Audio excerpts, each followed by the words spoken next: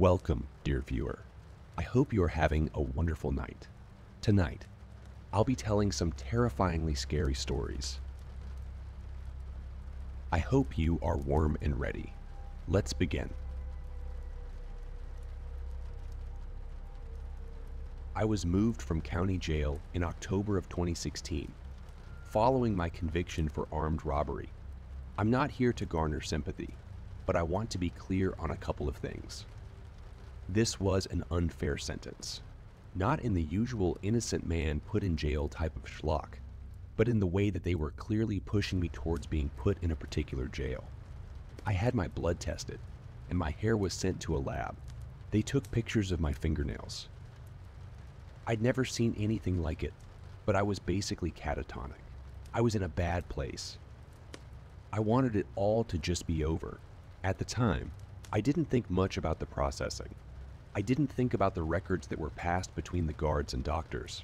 And I didn't care much about the blue rubber stamps that were put at the base of every signed legal document. I didn't know what was normal and what wasn't. I just wanted to get into the haze and no brain the next 6 or so years away.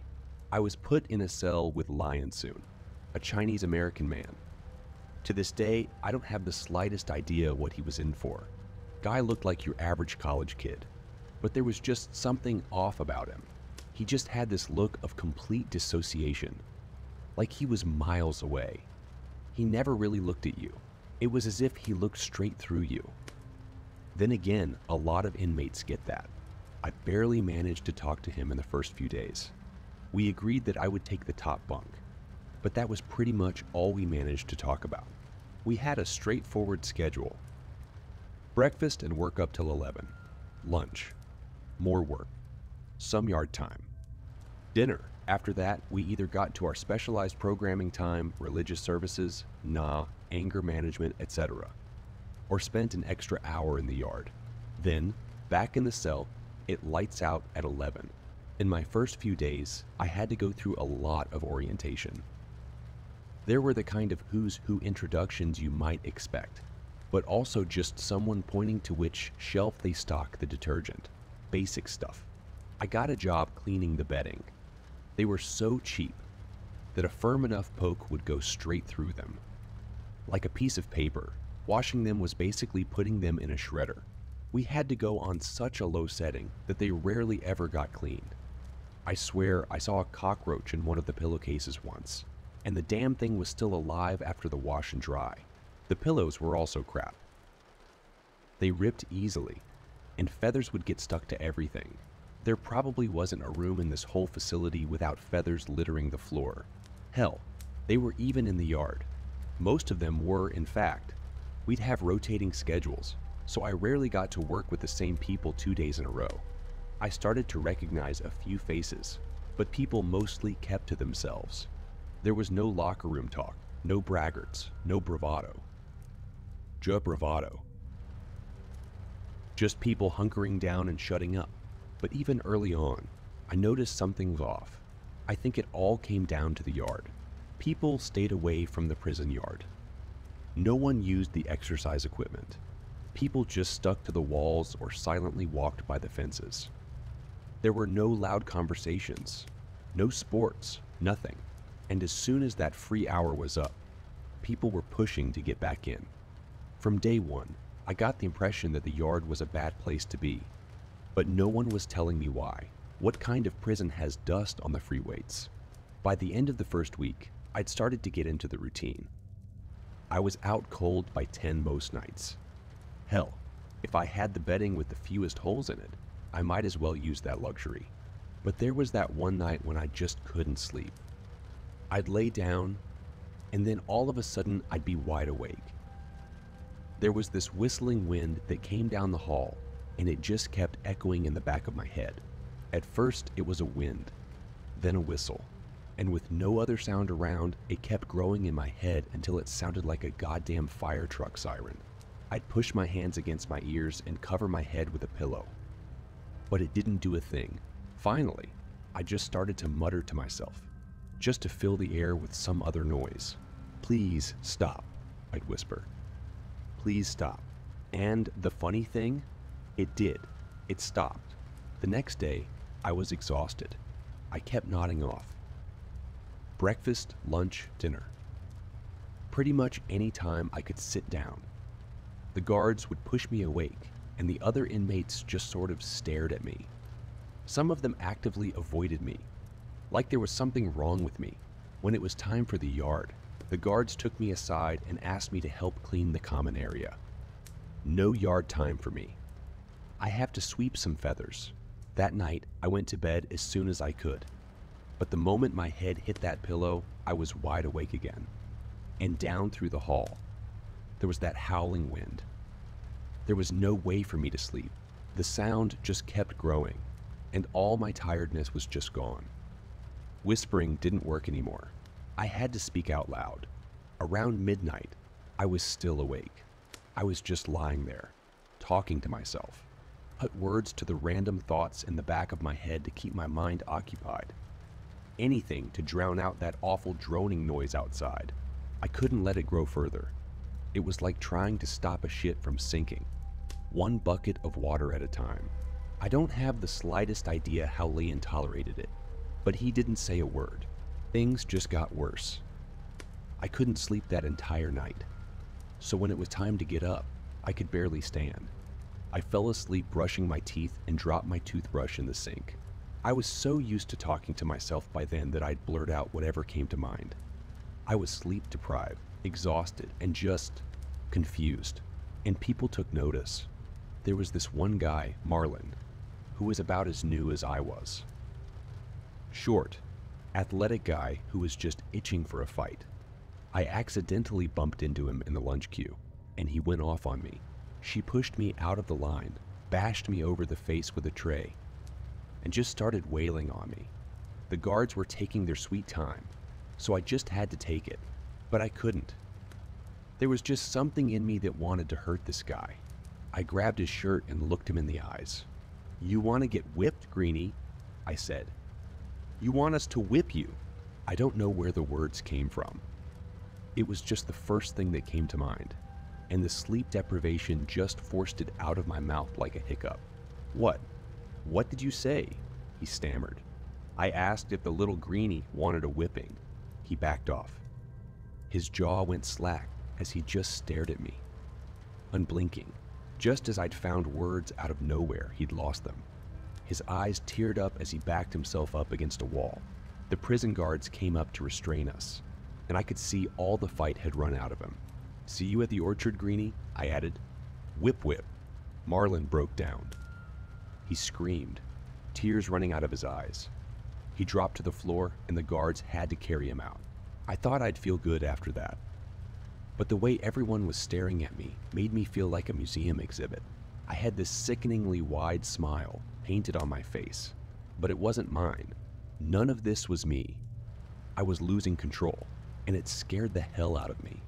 That night, I didn't even bother trying to sleep. I knew that as soon as I'd lay down to try, I'd just be wide awake again.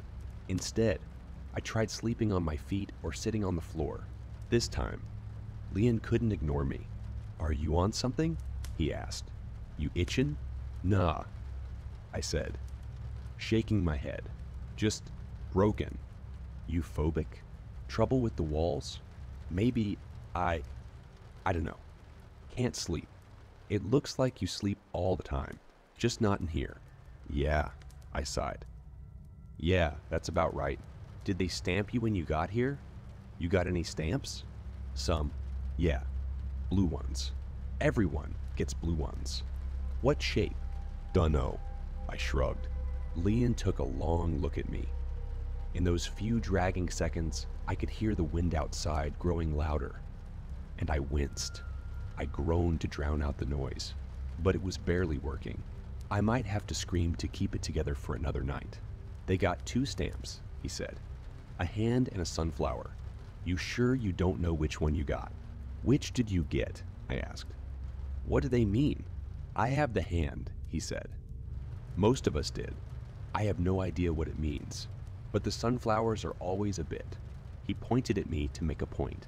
"Maladaptive. Private prisons." I chuckled. "Bullshit. All of it." Lion leaned back in his bed and closed his eyes. Yeah, he sighed. Sorting us into flowers and hands like a goddamn daycare. Probably got a woodchuck and dolphin stamp too. Leon was out like a light, but as expected, I couldn't sleep. I paced back and forth, screamed into a pillow, and tried massaging my ears. The scratching noise sort of helped, but I still found myself restless. Finally, I got out of bed and pressed my head against the door. Maybe if I let the wind howl, it'll take pity on me. Maybe it would get to a point where it'd either kill me or stop. I didn't care, as long as something happened. But the strangest thing came to me. As I pressed my head against the door, the sound became clearer.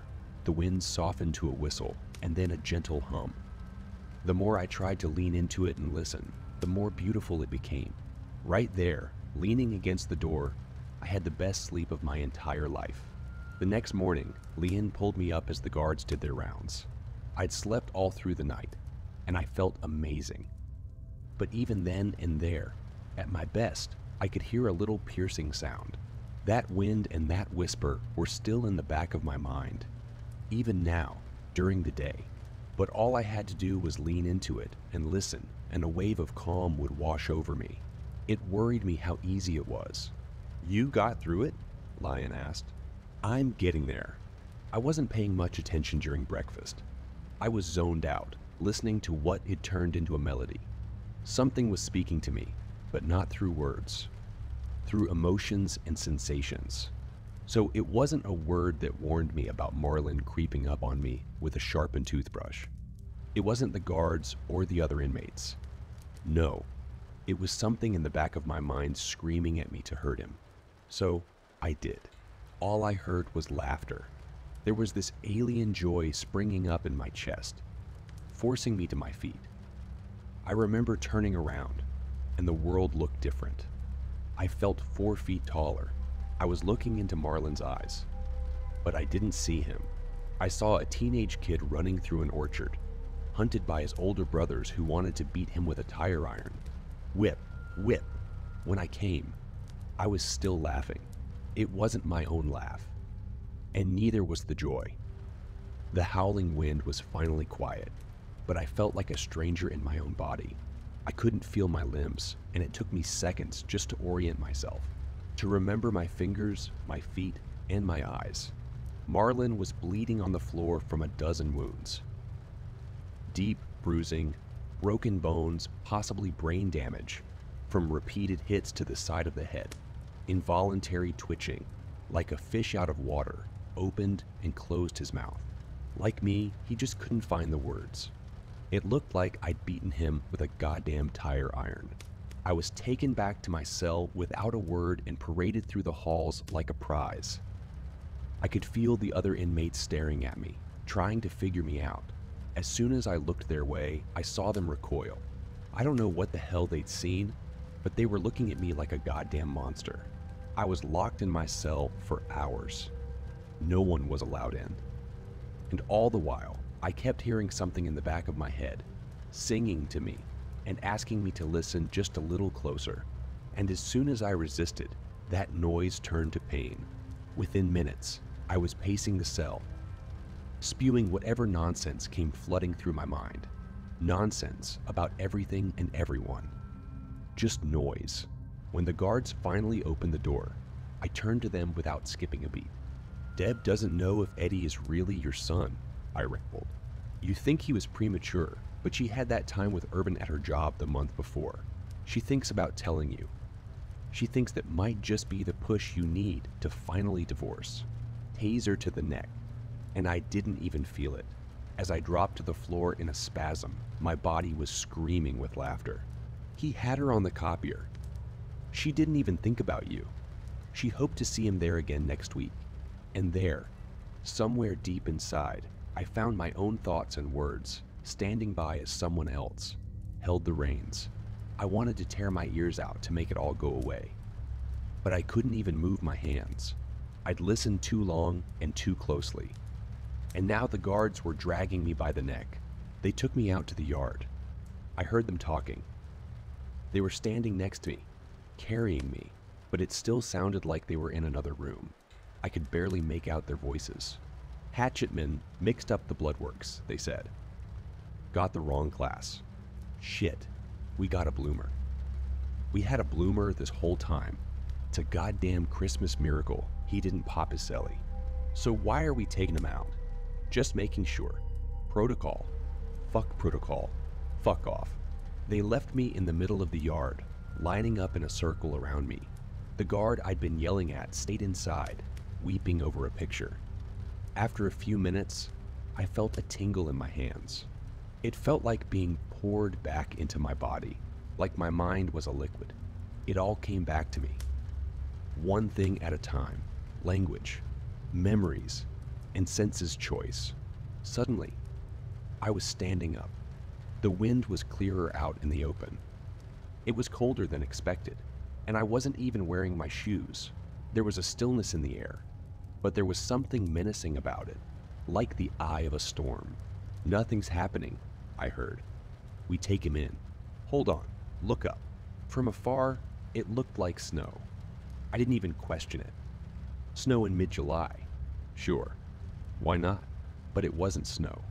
I looked up into the clouds, and there, far above, I saw something looking back. I can't explain what I felt at that moment. It felt like I was looking into an eye in the sky, an impossible physical being, but there was nothing there. And yet, it spoke through me, like playing a mind game of charades with myself. Pictures flashed in the back of my mind, trying to reach an understanding. Hundreds of memories pound at the front of my brain every second, like a pitcher being filled up and spilling over the edge. I got a nosebleed trying to keep up. My eyes rolled back, but I still felt like I was looking up. It was easier to see with my eyes closed, my mouth seized up from trying to find 1,000 words at once, instead settling on noises and grunts. There were parts that were crystal clear. It showed me memories I didn't know I had. It showed me my eyes opening for the first time and little hands grabbing my mother's cardigan. Her big 1980s glasses make her eyes look like cartoons. It showed me waking up in my crib, reaching for the little toys dancing overhead. And I understood what it meant, that we were born with this instinctual drive to reach beyond our means, to stretch towards the sky, to grab and pull down the unknown for us, making it a part of ourselves. That the most basic instinct of my being was meant to be here, to do this, to reach up. No, I wheezed. All was silent. I looked down as I floated 6 feet off the ground. No, I groaned.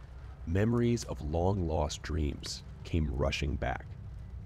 Pleasant thoughts. You don't want to wake up from the promise of love, lust, joy, and comfort. It was all there, just waiting for me to take it.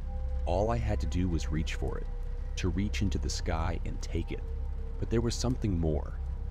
That eye in the sky is looking down at me. Not malevolent, not angry, not evil. Just vast, beyond comprehension. I was nothing more than a strand of wheat being plucked into the air by a curious farmer. No, no, no, no, I screamed. They came running up to me. Guards grabbed my legs, pulling me down. It felt like I was being torn in half, with part of me desperately reaching upwards and my conscious self holding me to the ground. All the while, the pleasant silence was turning from a whisper to a scream. "We got it," a guard yelled as the weather picked up. "Get him out of here. Get him." Something let go of me. The guard on my left lost his breath as he suddenly went limp. With nothing but a whistle, I saw him whisked into the sky. Not a word of protest, not a sound. Just a human life growing smaller and disappearing overhead. I dropped to the ground as they scrambled to get inside. Another guard fell flat on his stomach as something invisible grabbed his ankles. Again, a soft whistle, and he was gone. A spot in the dark. Run. Come on. The other guards were standing by the entrance, holding the doors open. They were waving at me, desperate for me to just run, but every part of me wanted to stay. To reach up, to touch the sky and go back to the place I was meant to be. To feel my mother's cardigan between my baby's soft fingertips. and to look into the night sky with wonder at what could be.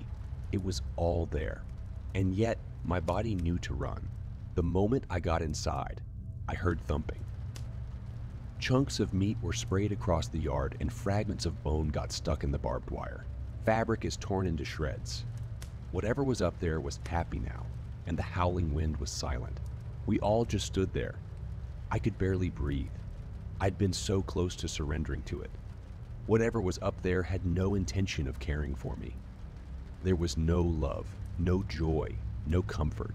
All it could promise me was a swift death at best, or the life of a sleepless puppet. But for a moment, we all just stood there. We weren't inmates or prison guards. In that moment, we were just people trying to understand ourselves. I got processed the next day. They double-checked my blood. It turns out they'd contaminated my result with sloppy work from the esteemed people at Hatchet Biotechnica. This time, I saw them clearly stamp my papers. Blue ink in the shape of a little sunflower. I was taken out of state. They said it was a matter of security on account of getting into fights with Marlin. Apparently, he'd broken both legs and his shoulder. Still, I knew better. This wasn't a matter of security. This was about fixing a grave mistake. This prison had a purpose, but I wasn't part of it. Instead, I spent my time in a place with no wind, and now I'm out on parole. To this day, I get a shiver up my spine when I hear the whistling wind. I'm scared of my dreams and of my memories. I'm afraid there's still something in me that wants me to go back and look up. My psychiatrist, Dr. Bogan, tells me I've got agoraphobic trauma to deal with. She says she has some kind of experimental treatment for it, but I don't know. Overexposure therapy sounds dangerous, but even now, I find myself suddenly waking in the middle of the night. My body is talking to itself, telling truths I couldn't possibly know to an empty room. Sometimes not even in my own language. Sometimes in no language at all. Every now and then, a white feather still lands on my shoulder, and I just know that looking up will be the end of me, or the start.